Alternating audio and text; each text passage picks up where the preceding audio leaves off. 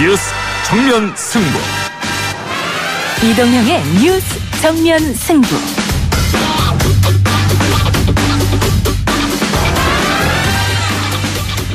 청취자 여러분 안녕하십니까, 이동형입니다. 2018년 5월 17일 이동형 뉴스 정면 승부. 오늘의 출연자들 먼저 알려드립니다. 1부에서는 5.18 광주 민주화운동 38주기와 관련해서 강기정 전 의원 만나보고요. 2부 최강병기 코너에서는 조대진 변호사, 한국일보 박상준 기자와 함께합니다. 3부에서는 6.13 지방선거에서 인천시장에 도전한 자유한국당 유종복 인천시장 후보 인터뷰하고요. 신생아 집단 사망 사건과 관련해서 4부에서는 의료소송 전문 변호사인 법무법인 고도의 이동환 변호사, 그리고 피해자 아들 전화 연결해서 이대목동병원 의료사고에 관한 이야기 나눠보도록 하겠습니다. 5월 17일 목요일 이동현 뉴스 정면 승부 시작합니다.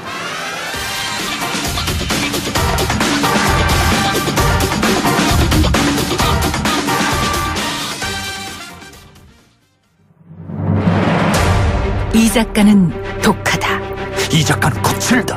이 작가는 솔직하다. 이 작가는 눈치가 없다. 그는 할 말은 한다. 할 말은 한다.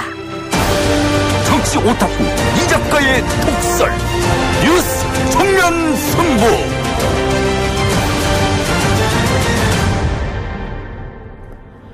네, 광주 5.18 민주화운동 38주기를 앞두고 있습니다. 지난해 문재인 정부 출범 이후에 추모 분위기는 그전 보수 정권과는 확연히 달라졌습니다. 임을 위한 행진곡도 지난해부터 다시 재탕되었죠.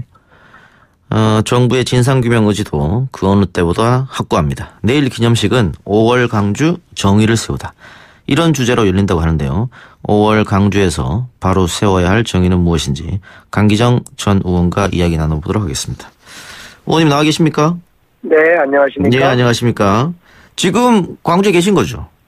네, 지금 내년 17일 날이면 저희들 이제 금남로에 나오는데 오늘도 나왔습니다. 광주는 지금 날씨는 어떻습니까? 비 안 옵니까? 비가 이슬 비가 조금 내리고 있습니다. 여야 국회의원들도 참석했겠습니다만 일반 시민들도 지금 전야제에 많이 참석한 거죠? 네, 지금은 이제 행진 중에 있기 때문에 아직은 많지는 않고, 이제 행진이 저기 밑에서부터 금남로를 거쳐서 올라오면 아마 많은 시민들이 함께 하리라고 생각합니다. 예. 혹시 자유한국당 의원들도 조금 참석했나요? 아닙니다. 현재는 저희들이 우리 당의 홍영표 원내대표를 비롯한 원내대표단들과 윤호중 의원 등과 함께 자리하고 있는데 아직은 자유한국당 의원님들은 보이지 않습니다. 의원님, 작년 5.18 기념식장에서 눈물을 좀 많이 보이셨는데 그 이유는 뭔가요? 작년에 이제 우리 문재인 대통령께서 사실은 민주화 운동과 5.18이 이렇게 연결되지 못한 점이 없잖아 있었거든요. 그래서 민주화 운동을 했던 열사들 이름을 불렀는데 그중에 이제 저하고 함께 고등학교를 다녔던, 그리고 그 민주화 운동 과정에 분신해서 죽었던 표정두 열사 이름도 부르고, 아무튼 여러 가지 기쁘기도 하고 기분이 좋기도 하고 그래서 그때 작년에 대통령 취임하고 일주일 정도 있어서 바로 기념식이 있어서 대통령이 직접 참석했지 않습니까? 네. 그래서 우리 국민들에게 많은 감동도 주었는데 이번에는 대통령이 참석을 못 한다고요? 네, 이번에는 이제 못 오시는 걸로 알고 있습니다. 미국도 가야 되고 한미 정상회담이나 남북관계 때문에 못 오신다고 그렇게 연락 받았는데, 한편에서는 좀 뭐랄까 서운하고요. 또 한편으로는 남북관계 잘 한반도 문제가 풀리면 더 좋은 일이다, 이런 생각을 합니다. 대신에 총리가 참석하니까요. 네. 그리고 대통령은 내년에 또 참석하겠죠. 그러겠죠. 근데 어떻습니까? 작년부터 이 논란이 좀 많았었던 임을 위한 행진곡, 합창이냐 재창이냐. 근데 작년부터 이제 이게 재창할 수 있게 됐지 않습니까? 그래서 작년에 다 같이 불렀잖아요, 손잡고.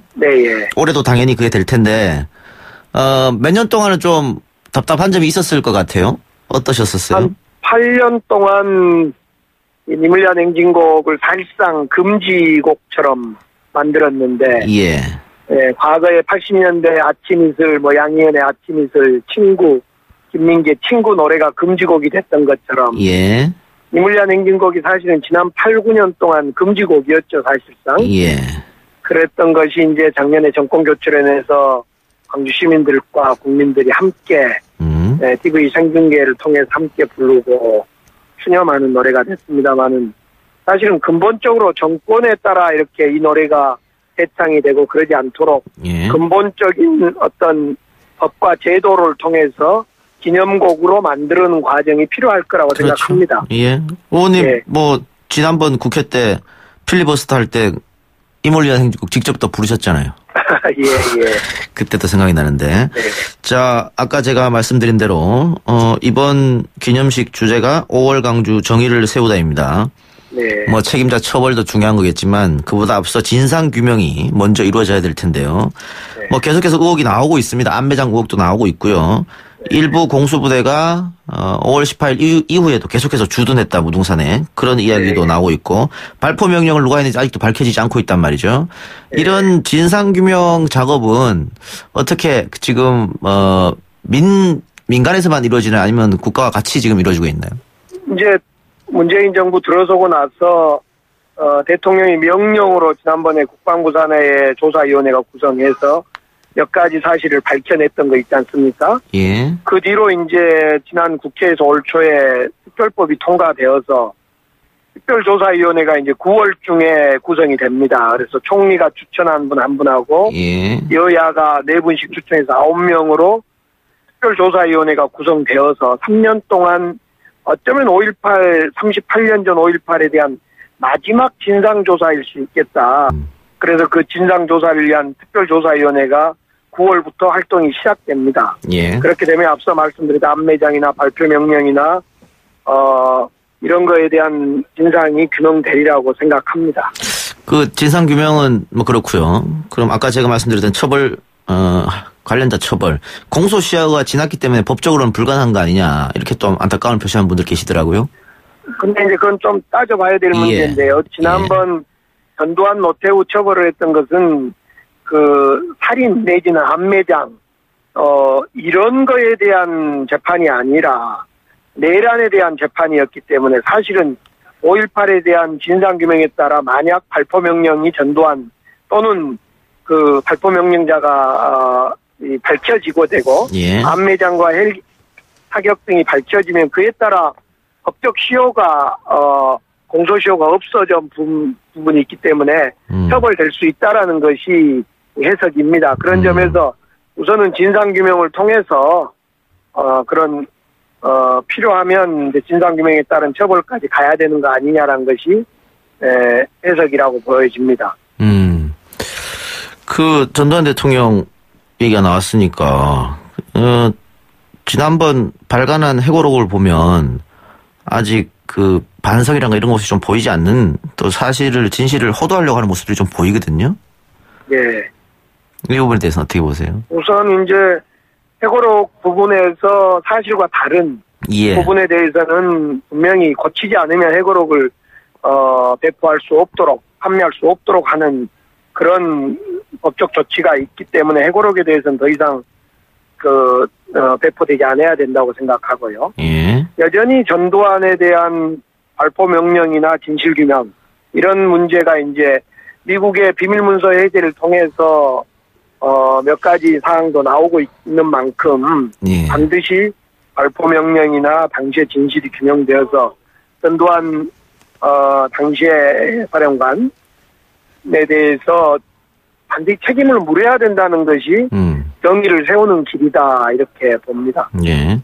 그 엊그제 저희 방송에 2000년도 광주 그 민주화운동 진상조사위원회 간사가 나오셔서 당시 여성들에 대한 성폭력 있었다. 그것도 미성년자에 대한 이런 얘기를 또 충격적인 증언을 했었거든요. 네. 혹시 의원님 이 부분에 대해서 주위에서 들었던 이야기는 있습니까? 글쎄 저도 언론 보도를 통해서 들었고요. 사실은 저희들은 80년대 민주화운동을 세우는 과정에서 노랫말 속에 왜 찔렀지 왜 쏘았지 그리고 여성의 이 벽가슴을 도려냈다 이런 노래 가사말이 저희들이 이제 그 노래를 통해서 저희들은 불리워졌는데 그런 성폭력이나 이런 사실을 증언을 듣게 되면서 저희를 또 매우 전율을 하게 됐고 그랬습니다. 저는 개인적으로는 직접 듣지는 못했지만 그런 여성에 대한 성폭력이 있었고 폭행이 있었다는 사실에 대해서는 사실은 그동안 말로만 또는 개인적으로 떠돌았던 것이 이번에 구체적인 언론 지명을 통해서 확인되고 증언됐다는 점에서 그 점도 반드시 이번 조사위원회가 조사를 해야 될 문제라고 봅니다. 말씀하신 조사위원회가 그 9월에 출범하는 5.18 진상규명위원회 말씀하시는 거죠? 그렇습니다. 네. 그럼 5.18 진상규명위원회에서도 방금 말씀한 이 성폭력 부분도 집어넣어야 된다. 그렇습니다. 당연히 이제 과거에는 육군 중심의 조사가 지난번 군조사위를 통해서 6회 공군 전 군인으로 조사를 확대할 필요성을 당시에 확인을 했고요. 예를 들면 비행기 대기했던 문제라든가 그래서 육군, 해군, 공군으로 확대해야 될 뿐만 아니라 비밀문서에 의하면 5.18에 대해서 미국은 당시에 알았는가 승인을 했는가 이 점도 오랫동안 민주화운동 과정에서 저희들이 미국 미문화원을 점거하려고 했던 또 진상규명을 하려고 했던 그런 문제이기 때문에 그런 문제 또 방금 그 여성에 대한 성폭력 문제 이런 문제가 함께 진상조사위의 어떤 임무와 과제로 돼야 되는 것 아니냐 이렇게 생각합니다. 그 진상조사위원회 규명위원회죠. 이거 뭐 조사 기한이라든가 이런 것도 지금 다 정해져 있나요? 법적으로 지금 2년까지 하고 추가로 1년을 더하도록 해서 최대 3년으로 돼 있고요. 위원 구성은 위원장은 국회의장이 추천한 분이 위원장을 하고 위원은 9명으로 8명으로 구성하는데 여야가 4명 추천해서 대통령이 임명하도록 이렇게 돼 있습니다. 그 진상규명위원회의 뭐 조사권이나 이런 것도 좀 문제가 될 것 같아요. 뭐 국방부나 어느 쪽에서 협조를 안 해준다면은. 이제 그 조사권에 대해서 좀 부족하다. 그러니까 이런 법적인 한계가 있었습니다. 그 점도 좀 보완이 됐으면 하는 바람인데요. 현재 이제 어렵게 이 특별법이 만들어진 만큼 그리고 지난번에 작년에 대통령의 행정명령으로 군조사위가 있었지만은 그것이 갖는 한계가 있었던 만큼 이번에 특별법에 의한 조사위원회를 통해서라도 최대한 조사가 이루어지기를 바랄 마음인 거죠. 알겠습니다. 네. 그건 그 더불어민주당 광주시장 후보 경선 참여했었지 않습니까? 네. 근데 지금 이용석 후보 돕기 위해서 선대위원장 맡으셨다고요? 그럼 뭐 경선 후유증은 없다고 보면 되겠네요. 뭐 저희들은 이제 경선까지 과정에는 치열하게 자기 주장을 펼치고 경선이 끝난 만큼 이제 함께 새로운 광주를 만들고 새로운 대한민국을 만드는 데 함께 하렵니다. 알겠습니다. 오늘 말씀 여기까지 듣겠습니다. 감사합니다. 고맙습니다. 지금까지 더불어민주당 강기정 의원이었고요. YTN 라디오 이동형 뉴스 정면 승부는 예스 앱과 팟빵 앱으로 실시간 들으실 수 있습니다. 의견 참여도 가능한데요. 문자 메시지 샵 0945번 단문 50원 장문 100원의 유료고요. 팟빵 앱과 예스 앱에서는 무료로 댓글을 가능합니다. 의견 보니까 지금 0.2%란 말이 자꾸 올라오는데 이거 아마 청취율 이야기한 것 같네요.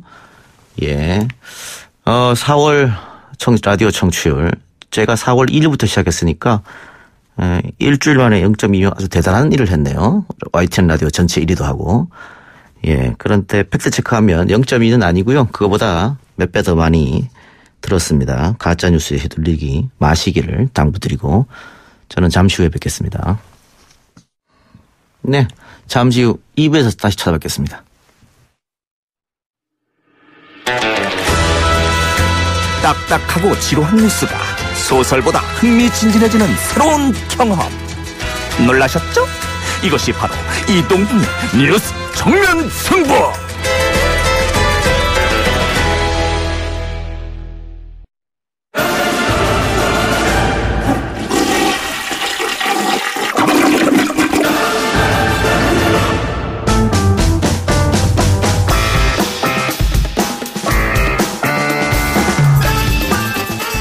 이동의 뉴스 정면 승부 2부 최강 경기 시작합니다.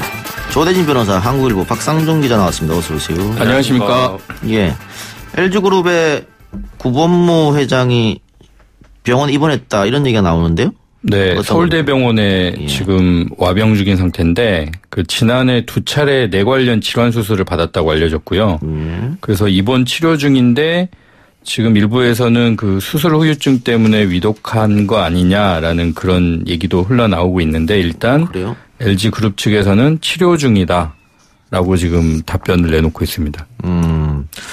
그러면은 뭐 어떻게 지금 빈자리는 누가 채우고 있는 겁니까? 사실 현재 그 이제 작년이 LG그룹이 창립한 지 70년 되던 해였는데 작년부터 사실은 그 셋째 동생인 구본준 부회장이죠. 예. 구본준 부회장이 실질적인 그 이제 어떤 업무 관련된 역할은 대부분 맡아서 하고 있었고요. 구본무 회장은 이제 그룹 전체를 총괄하는 상징적인 역할을 맡고 있었기 때문에 LG그룹의 어떤 실무 관련돼서는 뭐 구본무 회장이 이제 빈자리가 그렇게 크지는 않은 상태고 예. 앞으로 이제 이제 그룹의 앞으로 이제 미래를 이끌 이제 승계 문제에 관련해 가지고 다시 이제 새삼 이제 화제가 되고 있죠. 근데 구본무 회장이 70대 초반으로 그렇게 고령은 아닌데. 맞습니다. 예. 어쨌든 지금 작년에도 2차례 수술 받았고 지금도 병원에 치료 중에 있다. 요즘 LG그룹 이야기가 언론에 많이 나오는데요. 사실은 여러 그룹들이 좀 안 좋은 일에 휘말렸을 때 예를 들면은 뭐 최순실 사태나 LG만 또 빠지고 이랬었거든요. 네네. 그리고 뭐 의인상 수상도 많이 하고 그랬는데 이번에 나쁜 일로 또 도마위가 몰랐습니다. LG그룹 총수 일가가 100억 원대의 양도소득세 탈루 혐의를 받았다. 그래서 압수수색을 받았다. 예, 어떻게 된 일입니까? 보도에 나온 바가 있는데요. 방금 말씀 주신 대로 이제 국세청이 고발한 사건을 검찰이 확인하는 과정에서 압수수색을 한 걸로 보입니다. LG그룹 재무팀을 압수수색을 했었고 꽤 긴 시간 동안 그 압수수색을 한 뒤에 이제 자료를 가져갔는데요. 내용은 LG그룹 지주사였던 주식회사 LG가 LG 상사 지분 그러니까 LG그룹 그 경영진들 가족들이 갖고 있는 LG 상사 지분들을 LG 주식회사 LG가 인수하는 과정에서 세금 탈루가 있었다라는 부분을 포착을 하고 지금 조사를 하고 있고요. 이제 압수수색물을 이제 분석을 하고 있는 걸로 보여지는데 뭐 국세청이 괜히 고발한 것은 아닌 것으로 보여져서 이제 어느 정도 혐의가 있는 걸로는 좀 보여집니다. 공교로운 거는 그 압수수색 관련해 가지고 그 조사 대상에 그 구본무 회장은 빠져 있고요. 예. 그 동생인 구본능 그 희성전자 회장이 포함이 돼 있는데 그 지금 이야기가 나오는 그 구광모 LG전자 그 상무가 사실은 그 구본능 회장의 아들이고요. 예. 근데 LG가의 특징이 이제 장자에게 넘겨주는 그런 이제 나름의 전통이 있어서 그 동생인 구본능 회장의 아들인데 그 형인 구본무 회장의 아들이 없기 때문에 그 양자로 이제 입적을 시켰죠. 그래서 지금 구광모 상무가 이제 구본무 회장의 아들, 유일한 아들로 이제 되어 있고요, 법적으로. 어쨌든 요거 검찰이 압수수색했다고 하면 결과가 나오겠네요. 했는지 안 했는지. 그렇죠. 뭐 압수수색 분석해보면 그게 뭐 긴 시간은 안 걸릴 것 같고요. 예. 이제 뭐 LG 그룹 측에서는 이게 오고 가는 그 중에서 이제 좀 오해가 있었던 것 같다라고 얘기는 하고 있지만 압수수색이 필요할 정도였으면 그렇게 가벼운 사연은 아닌 것 같습니다. 뭐 한진그룹도 500억 원대 그렇죠. 예, 세금을 내지 않았다 뭐 이런 얘기가 있던데 그것도 검찰이 조사 중이지 않습니까? 그렇죠. 뭐 관세청도 추가로 계속 압수수색을 했었고 지금 대한항공 같은 경우는 이제 한진그룹이 대한항공과 별개인 그 다른 계열사를 통해 가지고 뭐 이렇게 비자금이라든지 이런 부분들이 조금 의혹이 있어서 다른 지검에서 또 이렇게 압수수색을 뭐 한 걸로 또 알려지고 있습니다. 예, 다른 이야기 봅시다. 장기 미제 사건으로 남았었죠. 제주 어린이집 보육교사 살해 사건. 20대 후반에 보육교사로 재직하던 여성이 실종됐고 결국은 변사체로 발견됐다.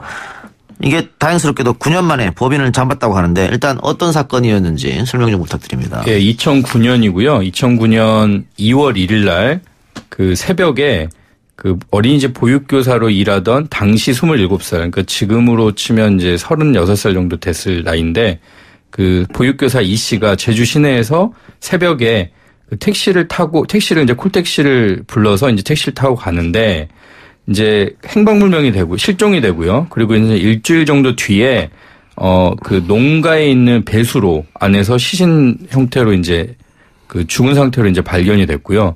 그래서 실종 8일째 만에 이제 발견이 됐어요. 그래서 당시에 이제 사실은 그 유력한 용의자로 이번에 붙잡힌 그 당시 택시기사가 그 당시에도 유력한 용의자로 이제 체포가 된 상태였는데 증거가 불충분하다는 이유로 그때는 이제 풀려났었죠. 예. 풀려났었는데 경찰은 아마 이 사람을 이번에 잡은 용의자를 처음부터 강력한 용으로 생각한 것 같습니다. 그렇죠. 다만 이 과학적으로 이게 사체 증명이 안 되기 때문에 언제 사망했는지.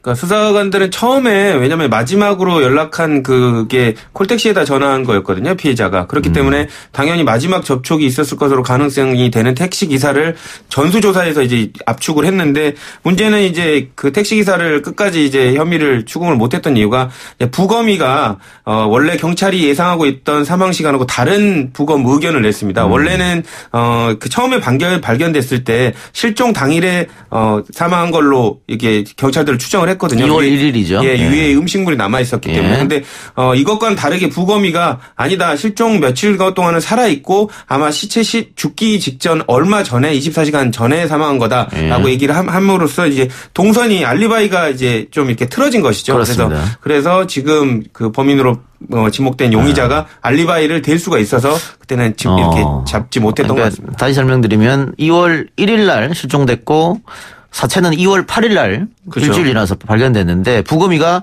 이거는 죽은 지 얼마 안 된 사체다 이렇게 말함으로써 그 지금 잡은 용의자를 당시 경찰이 그 2월 7일이나 8일 날 뭐 했냐 하니까는 알리바이가 성립이 돼버린 그렇죠. 거죠. 딴 걸 했던 거죠. 그런데 이게 만약에 그게 아니고 2월 1일 날 사망했다라고 결정되면 그러면 알리바이가 2월 7, 8일 깨지는 거기 때문에 네네. 다시 수사 있는 거 아닙니까? 네. 그래서 지금 경찰이 그 다시 한번 법의학자를 불러가지고 실험을 한 거죠. 네. 과학 수사가 이제 이번에 빛을 발했다라는 평가가 나오는 이유인데, 그러니까 그 당시 아까 말씀드린 대로 그 농가에 있는, 그러니까 농촌에 있는 어떤 배수로에서 발견이 됐고요. 그래서 이번에 그 당시의 어떤 온도, 습도, 그리고 여러 가지 기후 조건 이런 것들을 비슷하게 일단 만들어 놓고, 그 다음에 이제 당연히 사람 대신에 그 돼지를 이용해서 어쨌든 실험을 해본 겁니다. 동물 실험? 네. 동물 실험을 해봤더니 아까 진행자께서 말씀한 대로 이게 며칠이 지나도 부패 정도가 그렇게 많이 안 되더라. 부패가 많이 안 되더라. 그 말은 아까 그 9년 전 당시에 그 부검인은 이걸 상태를 봤을 때 죽은 지 얼마 안 됐구나라고 이제 판단을 했는데 그게 아니고 죽은 지는 한참 지나고 며칠이 지났어도 부패 정도가 이 정도밖에 안 될 수 있구나라는 이제 결론을 내렸고 그러므로 인해서 이제 그 사건이 일어난 그 살인 사건이 일어난 시간을 다시 조정할 수 있는 근거가 됐던 거죠. 예, 과학 수사의 계기다 이렇게 볼 수 있는데 또 지금 용의자 휴대폰에서 보육교사 살인 사건을 여러 차례 검색한 기록도 발견했고 그렇죠. 사체 일부에서 이 용의자의 옷으로 보이는 실오락이라고 하나요? 네. 그가 발견됐다고 해요. 그거는 이제 처음부터 9년 전에 사건 조사했을 때 나왔던 이제 어떤 정황 증거 중에 하나였죠. 직접 증거는 없습니다만 여러 가지 정황 증거가 보니까 딱딱 맞아 떨어져 간다. 그래가지고 체포하게 됐는데 제가 처음에 말씀드렸던 것처럼 경찰은 이 사람을 계속 용의자로 봤던 거고 그렇기 때문에 21일 날, 그러니까 2월 1일 날 사망했을 수도 있다라는 얘기가 나오자마자 바로 체포했단 말이죠. 그렇죠. 그러면 계속 보고 있었다는 거라고 볼 수 있나요? 그렇죠. 일단은 경찰은 뻔히 다 알고 있었을 겁니다. 뭐 직감으로라도 저 사람이 범인일 거라는 걸 알고 있었을 텐데 소위 영화에서 그런 거 있지 않습니까? 미치도록 잡고 싶은데 물증이 없다라고 해가지고 못 잡았던 상황인데요. 지금 뭐 그 범인 용의자도 본인이 이제 그 초조하기 때문에 이제 압축해오는 거를 인지를 해서인지 몰라도 인터넷으로 많이 찾아왔다고 합니다. 이게 나중에 재판 가면 엄청나게 중요한 증거가 되거든요. 이런 본인의 심리를 나타내는 어쨌든 경찰의 공을 참 취하는 바입니다. 행적을 금방 찾았더라고요. 그러니까 제주에서 택시 기사를 하다가 대구로 옮겨서 대구에서 살다가 최근에는 이제 그 경북 영주로 가서 이제 일용직으로 일을 하고 있었는데 사실 휴대폰도 지금 4대인가를 다른 사람 명의로 된 휴대폰을 쓰고 있었다고 하고요. 그런데 이제 금방 찾아서 이제 어저께 이제 제주도로 압송을 해서 데리고 왔죠. 완전 범죄는 없다. 다시 한번 일깨워준 교훈이 아닌가. 예, 그리고 9년 전에 사망했던 피해자 여성은 한을 좀 풀었으면 하는 또 바람이다. 범인이 잡혔으니까. 그렇죠. 이렇게 범인이 늦게 잡혔는데 그러면은, 피해자 유족들이, 피해자 가족들이 이 사람을 상대로 어떻게 민사소송이라도 어떻게 걸 수 없나요? 뭐 할 수는 있죠. 왜냐하면 이제 형사 시간이 지나버리면 공소시효 때문에 형사처벌을 못해도 민사소송을 할 수 있었는데 뭐 지금은 이제 공소시효가 태완이법 때문에 이제 없어졌기 때문에 지금 이제 기소를 할 수 있는 상황이 됐는데 당연히 민사소송을 할 수 있지만 지금 망자가 돼버린 그분의 뭐 그 안타까운 그건 뭐 예, 그럴 수 있지만은 그래도 가족들이라도 위자료를 좀 받았으면 해서 그렇죠. 근데 가능하죠. 가능한데 이제 깡통이면 돈이 없다. 뭐 배째라면 이게 참 힘든 상황이죠. 그렇네요. 알겠습니다. 다른 이야기 한번 해보기 전에 예, 팟빵 앱으로 이 작가 옥님께서 서비스직에서 일하는데 술 취한 고객이 와서 원하는 제품이 없다고 저보고 고등학교밖에 못 나온 게라고 해서 순간적으로 눈물이 나오더라고요. 몇 년 동안 그 많은 악플에 고생하시는 이 작가님 응원합니다. 이어지지가 않는데. 왜 아니죠? 탁탁 이어주는구만. 기승전결이 완전 들어맞는구만. 그런 말 하는 사람들은요. 그런 수준밖에 안 되는 사람이기 때문에 그렇습니다. 그러니까 슬퍼하지 마세요. 예, 절대 그러지 마시고. 또 문짱 엄지청님께서는 이 작가님 방송 들으면서 저녁으로 카레 만들고 있어요. 아들 녀석은 보쌈 시켜 먹고 싶다는데 비 오는 날에는 웬만하면 외식 주문은 안 하는지라 오토바이 위험하잖아요. 맵고 건강에 좋은 카레처럼 매운 말씀 속 시원히 하시는 이 작가 화이팅 하셨는데 이것도 참 어떻게 보면은 딜레마네요. 그 배달원들의 그렇죠. 비 오니까 혹시라도 사고 날까봐 주문을 안 한다. 네. 근데 주문을 안 하면 또 그분의 소득이 좀 떨어질 수 있잖아요. 네. 네, 그래서 참고로 예. 그 초소형 전기차를 이제 요즘에 도입하는 추세입니다. 아, 그렇습니까? 네, 피자 배달, 치킨 배달 여기 도입하고 있고 우체국 집배원들에게도 아마 올해 말부터 그 초소형 전기차, 그러니까 4바퀴 있는 거죠. 예. 지붕도 있고. 그래서 우비를 입지 않아도 되고, 예, 그런 게 있습니다. 예. 그런 게 있는데 영세 자영업자들은 못할 거 아니에요. 그렇죠. 초소형 전기차가 생각보다 쌉니다. 예. 보조금도 많이 있고. 예. 일단은 그 아까 얘기한 그 우체부들 같은 경우에는 시범 운영을 일단 해보고 있습니다. 그죠? 네, 지금 하고 있습니까? 예. 잘 되면 전국을 하겠다는 거죠? 그렇죠. 그게 퍼지게 되면 이렇게 배달업체도 할 수도 있겠네요. 네네. 한 3년 안에 지금 계획은 10,000대. 예. 지금 오토바이로 15,000명 정도가 움직이고 있는데 예. 그중에 10,000대 정도를 초소형 전기차로 바꾸는 게 지금 정부 계획입니다. 문짱 엄지청님 카레 맛있게 드시고요. 자, 도루킹 특검이 이제 세세한 부분에서 여야가 이견이 좀 있는 것 같습니다. 특히 가장 큰 거는 수사 기간을 어느 정도 하느냐. 민주당은 2012년 내곡동 특검 한 달 기준으로 하자. 30일만 하자.